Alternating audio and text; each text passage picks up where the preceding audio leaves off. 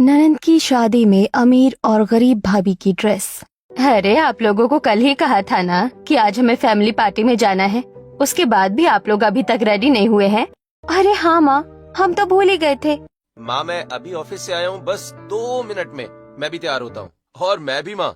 माँ जी मैं भी अभी आई, बस 5 से 10 मिनट का टाइम दीजिए।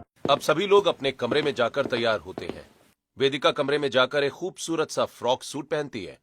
दूसरी तरफ निकिता एक short dress, bold red lipstick, गालों पर टू मच ब्लश और हाथों में बैंगल्स डालकर रेडी होती है। अरे थोड़ा हल्का करो मेकअप यार, अजीब लग रही हो काफी। और ये ड्रेस कुछ ज्यादा ही छोटा है। चुप करो अक्षय, मुझे पता है मैं ठीक लग रही हूँ। अब निकिता किसी की एक नहीं सुनती और अपने पूरे परिवार के साथ पार्टी में शामिल होती है।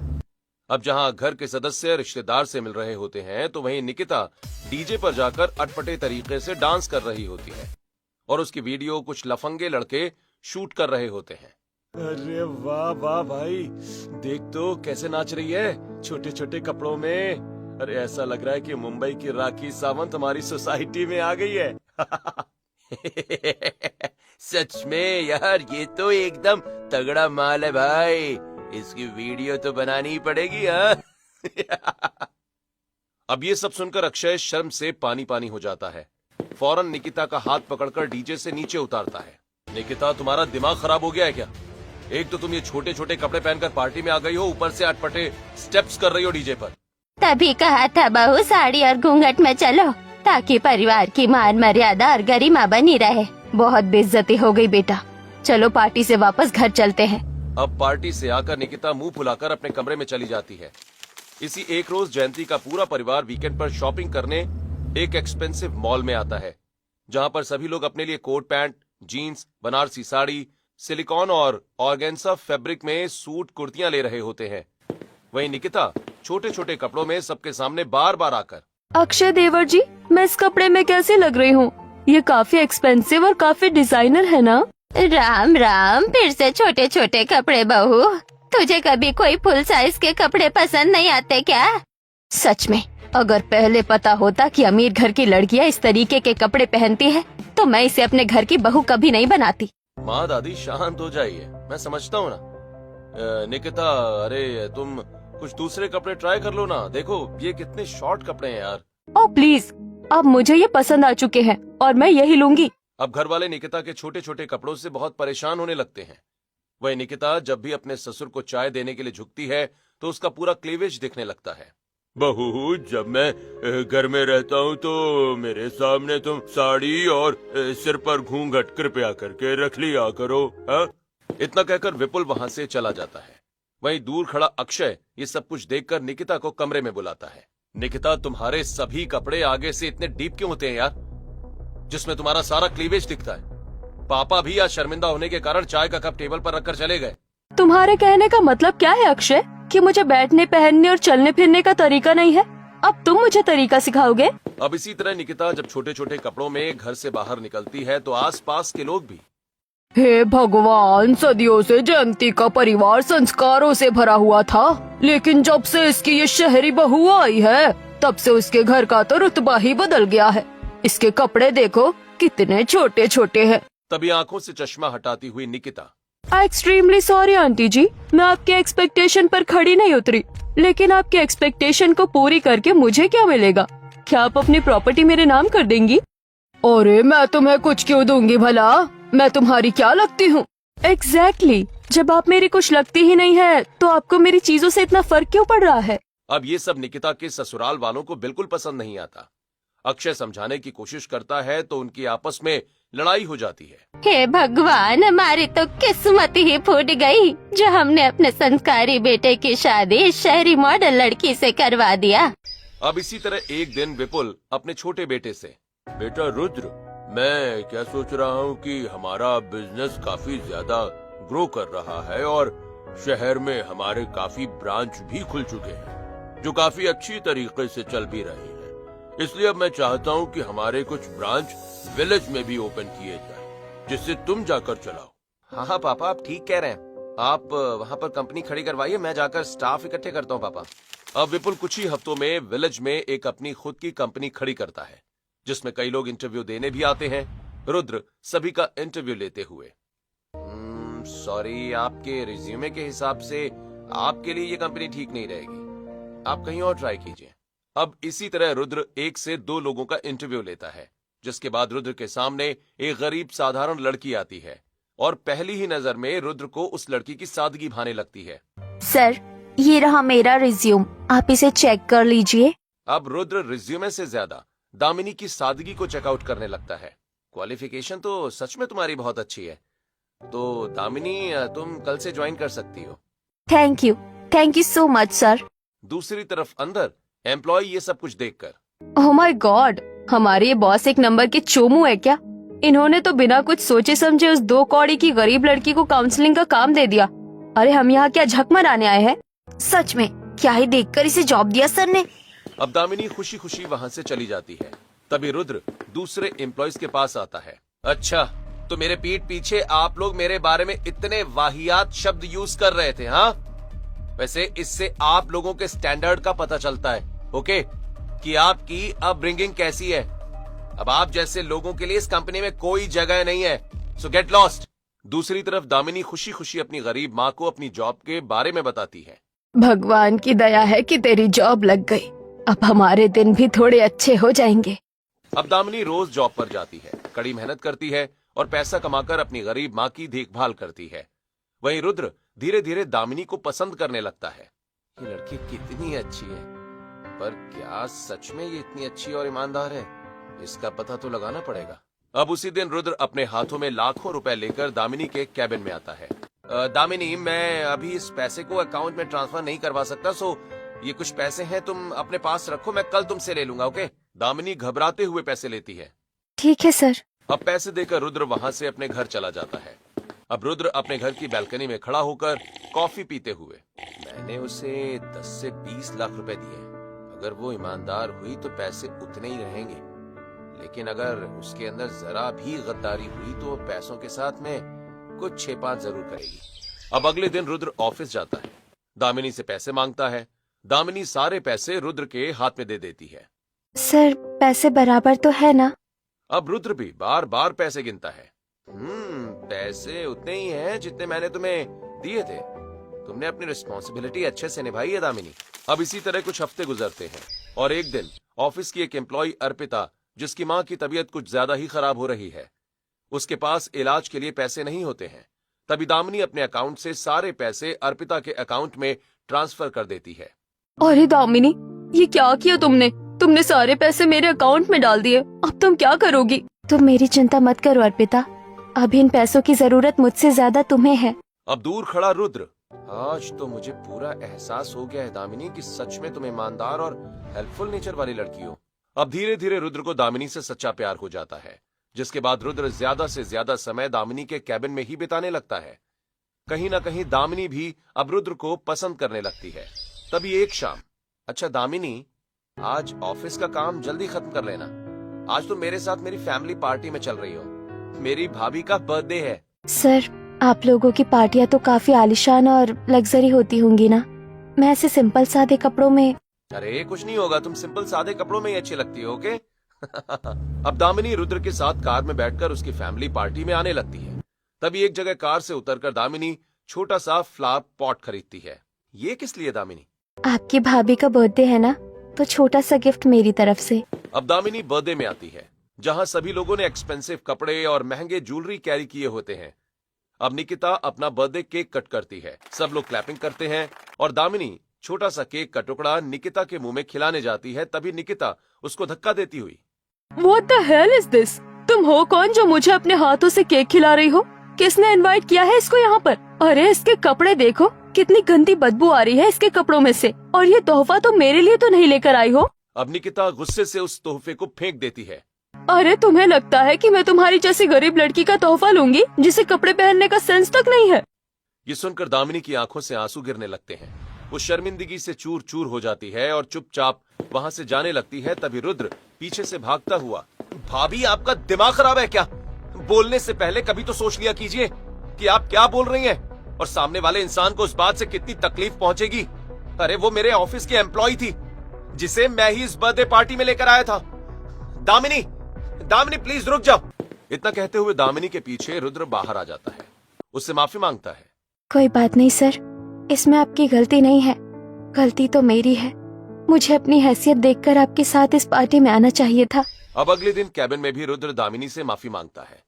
धीरे धीरे दामिनी रुद्र के साथ नॉर्मल हो जाती है, सभी पुरानी बातों को भूल जाती है। इसी तरह कुछ हफ्ते गुजरते हैं और अब घर में रुद्र की शादी की चर्चा शुरू होती है। छोटे पोते जी, हम कब से तुम्हारी शादी की चर्चा कर रहे हैं और तुम हो कि कुछ जवाब ही नहीं दे रहे हो। हाँ बेटा, अब तुम्हारी शादी की उम्र हो गई है, तुम कहो तो पंडित बुलवा लूं? नहीं माँ, पंडित बुलाने की कोई जरूरत नहीं है। मैंने अपने लिए लड़की पसंद कर रखी है, वही लड़की माँ जो उस दिन पार्टी में आई थी, लेकिन भाभी ने उसकी इज्जत नहीं की थी। ओह माय गॉड देवर जी, आपको वो चीप लड़की पसंद है जिसका ना पहनावा अच्छा है ना ही फैमिली बैकग्राउंड। अरे गरीब है वो लड़की, गरीब। आप तो बहुत अमीर है ना, देख लिया हमने आपका पहनावा भी और आपका फैमिली बैकग्राउंड भी भाभी। सही कहा पोता तूने। और वैसे वो लड़की तो मुझे भी बहुत अच्छी लग रही थी, लेकिन बड़ी बहू ने ही उसके साथ जानबूझकर बेवजह उसकी बेइज्जती की। हाँ भैया, वैसे लड़की तो मुझे भी वो ठीक लगी थी। चलो फिर फैसला हो चुका है कि हम रुद्र के लिए वही लड़की इस घर में लेकर आएंगे। अब रुद्र का सारा परिवार गरीब दामिनी के घर आता है, जहाँ दामिनी की गरीब माँ सभी को अच्छे से बिठाकर चाय पानी करवाती है। सुनीता जी, बस कीजिए, और कितनी खातिरदारी करेंगे आप। वैसे जितनी सरल और सादगी से आप भरी हुई हैं, उतनी ही खूबसूरत आपकी बेटी भी है, और हम यहाँ आपकी बेटी का हाथ मांगने आए हैं। हमारा बेटा आपकी बेटी को बहुत पसंद करता है। अच्छा, पर दामिनी ने तो मुझे कभी इस बारे में कुछ नहीं कहा। दामिनी, क्या तुम भी रुद्र को पसंद करती हो? हाँ, करती तो हूँ, पर लेकिन कभी जाहिर नहीं किया, क्योंकि रुद्र जी बहुत अमीर परिवार से हैं और मैं गरीब घर से हूँ। कोई बात नहीं, तुमने जाहिर नहीं किया, लेकिन मैं तो रिश्ता लेकर ही तुम्हारे घर पहुंच गया हूँ ना, और अब हमारी शादी होकर रहेगी। अब खुशी खुशी रुद्र का रिश्ता दामिनी से फिक्स हो जाता है और कुछ ही हफ्तों में पूरी विधि विधान के साथ गरीब दामिनी शादी करके अपने आलीशान ससुराल में आ जाती है। आओ बहू, कलश गिराकर घर के अंदर प्रवेश करो। Look at her dressing sense, कितनी वाहियात ड्रेसिंग सेंस है तुम्हारी। शादी में भी भला कोई इतना बोरिंग लहंगा पहनता है, सो आउटडेटेड। इतना भी बुरा नहीं है बड़ी भाभी, कम से कम सारा शरीर तो ढका हुआ है ना, बस यही बहुत है। जाइए भाभी, आप आराम कर लीजिए। अब अगले दिन दामिनी डिजाइनर साड़ी पहने, सिर पर घूंघट किए अपनी पहली रसोई का खाना बनाती है और घर वालों को खिलाती है। दामिनी का संस्कारी लुक देखकर घर वाले, पहली बार अपने घर की बहू की आंखों में आंखें मिलाने का मन कर रहा है मेरा, वरना तो बड़ी बहू के कपड़े देखकर आंखें मेरी शर्म से नीचे और पानी पानी हो जाया करती थी। सच में कपड़े हो तो छोटी बहू जैसे, बड़ी बहू सीखो कुछ। हाँ, छोटी भाभी ने कपड़े तो अच्छे पहने हैं, अपनी मर्यादा का पूरा ध्यान रखा है इन्होंने। अच्छा, तो आप लोगों को लगता है कि मैं अब इसे देखकर कपड़े पहनना सीखूंगी? अगर आप लोगों को ऐसा लगता है तो बहुत बड़ी गलतफहमी है। मैं जैसी हूँ वैसे ही रहूंगी। मेरा कंपैरिजन इस गरीब के साथ तो करिए मत। शांत हो जाइए जेठानी जी, इतना गुस्सा नहीं करना चाहिए। ज्यादा गुस्सा करने से चेहरे की रौनक खत्म हो जाती है। अब दामिनी सबको खाना खिलाने के बाद जूठे बर्तन धोती है, फिर घर की साफ सफाई के बाद कुछ गंदे कपड़ों को धोकर छत पर सुखाने जाती है। छत पर खड़ी देवकी, अरे देखो जयंती की छोटी बहू कितनी खूबसूरत लग रही है, और कपड़े भी कितने मर्यादा में पहने हैं, सर पर घूंघट भी है। अब लग रहा है कि जयंती के घर में कोई बहू आई है, वरना पहली वाली बहू तो सरेआम शरीर का प्रदर्शन करते घूमती थी। ये सुनकर दामिनी को थोड़ा अजीब लगता है, लेकिन वो नई थी इसलिए कुछ नहीं कहती। इसी तरह कुछ हफ्ते गुजरते हैं और एक दिन, छोटी बहू, बड़ी बहू, पड़ोस में कीर्तन है, मैं और तुम्हारी दादी सास जा रहे हैं, तुम दोनों पीछे से आ जाना। ठीक है माँ जी। जेठानी जी, आप भी तैयार हो जाइए। अब दामिनी सुंदर सी लाल साड़ी हल्का मेकअप करके तैयार होती है। वहीं निकिता छोटे ब्लैक कलर के कपड़े पहनकर कीर्तन में जाने के लिए निकल जाती है। भाभी, आप बहुत ज्यादा अजीब लग रही हो इन कपड़ों में, इसे बदल लो। शट अप वेदिका, मुझे रोक टोक पसंद नहीं है। अब दोनों देवरानी जेठानी कीर्तन में आती है, जहाँ सभी लोग ढोल मजीरा लेकर बैठे होते हैं। अरे कीर्तन में गाना कौन गाएगा, भजन गाने वाली तो आई नहीं। तभी दामिनी, अरे कोई बात नहीं, मैं गा देती हूँ भजन माता रानी के। अब दामिनी आराम से सिर पर घूंघट करके ढोल बजाती है और कीर्तन करती है। वहीं निकिता इन ढोल मजीरे की आवाज से इरिटेट होकर, ओह गॉड, आप लोग इसे बंद कीजिए, मेरा दिमाग खराब हो रहा है। और यहाँ खाने वगैरह की कोई व्यवस्था है कि नहीं? अगर नहीं है तो बताइए, मैं ऑनलाइन मंगाऊं। मुझे भूख लग रही है। हे भगवान, माता रानी की पूजन खत्म नहीं है, उनको प्रसाद ठीक से चढ़ा नहीं कि इसके पेट में आग लग गई। ऊपर से कपड़े भी देखो कैसे पहन कर आई है कीर्तन में। सच में जयंती, तेरी बड़ी बहू तो बहुत ही गई गुजरी है। इससे अच्छी तो तेरी छोटी बहू है। देख कितने अच्छे कपड़ों में बैठकर माता रानी के भजन गा रही है। अब अपनी देवरानी की तारीफ होता देख गुस्से से निकिता वहाँ से चली जाती है। वहीं दामिनी अपनी सास और दादी सास के साथ पूरी पूजा और आरती खत्म करके प्रसाद लेकर घर आती है। सभी घर वालों को प्रसाद खिलाती है। सदा सुहागन रहो बहू, ऐसे ही भक्ति भाव की भावना तुम्हारे अंदर बनी रहे। वरना एक बहू तो इतनी नक चढ़ी है कि उसे बस अपनी छोटी छोटी कपड़े पहनने से ही फुर्सत नहीं मिलती। अब इसी तरह कुछ महीने गुजरते हैं और अब जयंती अपनी छोटी बेटी की शादी करने का फैसला करती है और पंडित के द्वारा उसे एक अच्छे लड़के का रिश्ता भी मिल जाता है। बेटी वेदिका, आज तुम्हें लड़के वाले देखने आ रहे हैं, तो तुम जाकर तैयार हो जाओ। देख लो तुम्हें बड़ी भाभी के साथ तैयार होना है या छोटी भाभी के साथ। क्या करूँ, छोटी भाभी तो गांव से है, पता नहीं उनके पास मेकअप का सेंस है भी कि नहीं। एक काम करती हूँ, अपनी शहरी भाभी के साथ ही रेडी होती हूँ। निकिता भाभी, आप मुझे तैयार कर दीजिए लड़के वाले के आने से पहले। थैंक गॉड ननन जी, आपने पहली बार कोई राइट डिसीजन लिया है। अब निकिता वेदिका को एक मिनी ड्रेस पहनाती है और फिर उसका बोल्ड मेकअप करती है। उसके बाद निकिता वेदिका के बाल कर्ली करने लगती है, पर बाल इतने ज्यादा कर्ल हो जाते हैं कि सारे बाल चारों तरफ से खड़े हो जाते हैं। अरे भाभी, ये क्या कर दिया आपने? आपने तो मेरा पूरा मुंह ही खराब कर दिया। लड़के वाले मेरा इंतजार कर रहे हैं। इतने में वहाँ दामिनी आती है। दामिनी वेदिका को देखकर हंसते हुए, तुम लड़के वाले के पास जा रही हो वेदिका, या किसी सर्कस में? मुझे तो तुम किसी एलियन से कम नहीं लग रही हो। भाभी कुछ कीजिए, बड़ी भाभी ने तो मेरा पूरा मेकअप खराब कर दिया है और लड़के वाले मेरा इंतजार कर रहे हैं। बस 10 मिनट का टाइम दो, मैं अभी सब ठीक करती हूँ। अब दामिनी अपनी एक बनारसी साड़ी वेदिका को पहनाती है, फिर उसके बाद स्ट्रेट करती है और एक सिंपल बिंदी और पिंक लिपस्टिक लगाकर उसे लड़के वालों के पास लेकर आती है। लड़की तो आपकी बहुत खूबसूरत है। जयंती जी, एक बार मैं अपने बेटे से भी पूछ लूं, कौशल, तुम्हें लड़की पसंद है? हाँ, लड़की बहुत सुंदर लग रही है। साथ ही इसका पहनावा और मेकअप तो मुझसे भी ज्यादा सुंदर है। थैंक यू कौशल जी। अब लड़के वाले रिश्ता फिक्स करके वहाँ से चले जाते हैं, जिसके बाद वेदिका निकिता की सारी हरकतें अपनी माँ से बताती है। ये तो है ही पागल, अगर सही वक्त पर तेरी छोटी भाभी नहीं जाती तो तुझे उसी एलियन रूप में लड़के वालों के पास आना पड़ता। अब धीरे धीरे घर में शादी की तैयारियां शुरू हो जाती हैं। मेहमानों का आना शुरू हो जाता है। तभी रुद्र और अक्षय आपस में, रुद्र देखो, शादी का खर्चा बहुत ज्यादा है, तो मैं क्या सोच रहा हूँ कि हल्दी मेहंदी का खर्चा मैं उठा लेता हूँ और तुम संगीत और शादी का खर्चा उठा लो। हाँ हाँ ठीक है भैया। अब अक्षय की पत्नी वेदिका को एक दुकान पर हल्दी के कपड़ों की शॉपिंग करवाने ले जाती है। वेदिका, ये देखो हल्दी की ड्रेस कैसी लग रही है। भाभी, ये कुछ ज्यादा सिंपल नहीं है? हाँ सिंपल तो है, पर वैसे बहुत ज्यादा खर्च हो जाएगा ना, और अभी तो बजट कुछ ठीक नहीं है।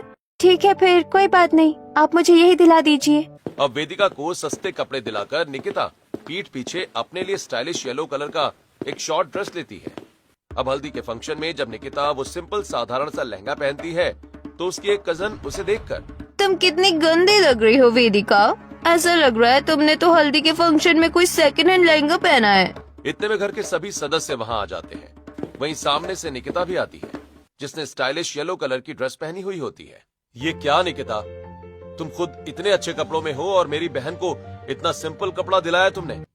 सच में इसे तो लग रहा है जैसे इसी की हल्दी है। ऐसा है ना, वेदिका ने मुझे खुद कहा था कि उसे ये ड्रेस पसंद है। झूठ मत बोलो भाभी, आपने कहा था कि आपका बजट खराब है, इसीलिए मुझे ये ड्रेस लेनी पड़ी। लेकिन आपने झूठ बोलकर अपने लिए अच्छे कपड़े लिए और मुझे ये घटिया कपड़े दिलाए। तभी दामिनी सब कुछ संभालते हुए, कोई बात नहीं, आप लोग चिंता मत कीजिए। जब मैं अपने लिए कपड़े ले रही थी तो मैंने एक एक्स्ट्रा येलो कलर की ड्रेस भी ले ली थी, वो भी लहंगा ड्रेस। एक काम करो वेदिका, तुम वो पहन लो। अब सुंदर येलो कलर का लहंगा पहनकर वेदिका हल्दी के फंक्शन में आती है। सभी लोग उसे हल्दी लगाते हैं, नाच गाना होता है और वहीं मेहमान निकिता के पीले कलर के छोटे छोटे कपड़ों को देखकर, बाप रे, शर्म की तो सारी सीमा ही पार कर दी है इसने तो। सच में जयंती के छोटी बहू को देखो, कितनी सुंदर साड़ी में मेहमानों की देखभाल कर रही है और ननद के भी साथ साथ है। और ये तो अपने फैशन में ही चूर है और कपड़े भी इतने घटिया पहने हैं। अब इसी तरह अगले दिन मेहंदी के फंक्शन में वेदिका पैसा बचाने के चक्कर में अपनी एक पुरानी ग्रीन ड्रेस निकालकर वेदिका के हाथ में दे देती है। वेदिका, ये लो तुम्हारी मेहंदी की ड्रेस। ये लेटेस्ट डिजाइन है और मैंने कुछ दिन पहले ही मंगाई है इसे। अच्छा ठीक है, मैं इसे पहन लेती हूँ। अब वेदिका मेहंदी की ड्रेस पहनकर हल्का मेकअप करती है, तभी वेदिका की ड्रेस साइड से फट जाती है। ओह नो, बड़ी भाभी की ड्रेस तो फट गई। इसके फैब्रिक को छूकर तो ऐसा लग रहा है जैसे कि ये काफी पुराना है। तभी वहाँ पर घर के बाकी सदस्य आते हैं। माँ छोटी भाभी, देखिए ना, निकिता भाभी ने मुझे कैसे कपड़े दिए हैं जो पहनते ही फट गए। निकिता, तुम ये क्या कर रही हो? अब मेरी छोटी बहन मेहंदी के फंक्शन में क्या पहनेगी? भैया देखो ना, खुद तो इन्होंने इतनी स्टाइलिश ड्रेस पहनी है और मुझे न जाने कब का पुराना ड्रेस निकाल कर दे दिया। अच्छा कोई बात नहीं, अभी समय लड़ने का नहीं है, एक्शन लेने का है। रुको, मैं ऑनलाइन तुम्हारे लिए एक अच्छी ड्रेस मंगवाती हूँ। अब वेदिका के लिए दामिनी सुंदर ग्रीन कलर का लहंगा मंगाती है, जिससे पहनकर वेदिका की मेहंदी की रस्म होती है। अब बार बार दामिनी की तारीफ होता देख निकिता के तन बदन में आग लगने लगती है, जिसके बाद निकिता संगीत के फंक्शन में इलेक्ट्रिसिटी वाले को फोन करके बिजली कटवा देती है। अरे छोटी बहू, सब कुछ तो तुम ही संभाल रही हो, फिर ये बिजली कैसे चली गई? अरे अब संगीत में नाच गाना कैसे होगा?